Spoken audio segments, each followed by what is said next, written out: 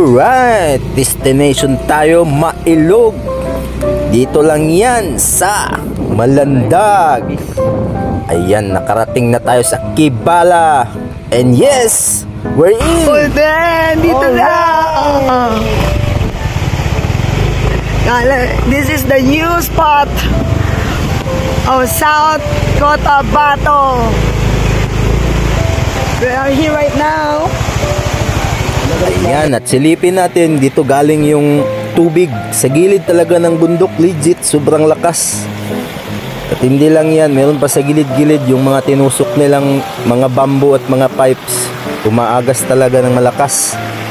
Sobrang lamig guys, yung lamig ng Ulaer dati, ganito yun, yung ibababad nyo yung soft drinks dyan sa baba. Kasi kami, yung soft drinks namin nasa baba. At saka maganda dito, hindi pa na-develop yung singilan dito ng mga cottage, mura lang. Sa access ng mga sasakyan, may mga sasakyan, hindi naman kayo mag-worry kasi maganda naman yung parking doon. Kailangan nyo lang mag-walk ng mga 3 minutes kasi motor lang talaga yung makaka-access. So tingnan nyo yung area na yan. Sobrang lakas ng tubig dyan. Galing lahat sa gilid ng bundok yan. A friend? Do you have a friend?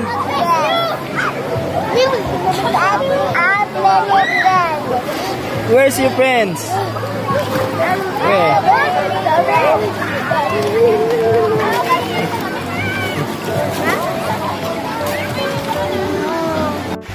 Ayan, legit check tayo kung malakas ba talaga. Tingnan nyo naman yan, tinigilan lang nila yung tubig. Sobrang lakas. Nasa gilid, nasa unahan yung kanina na bukal, nakita nyo. Tingnan nyo mga gilid-gilid ng mga pipes yan, umaagas din. So legit na legit, kahit magnihi ka dyan ng maraming beses. At syempre, dahil Mio tayo, hindi tayo nakaligtas sa ipit na gulong. Ayan, naglakad rin ako. Kasama nilang lahat, naglakad din sila kasi...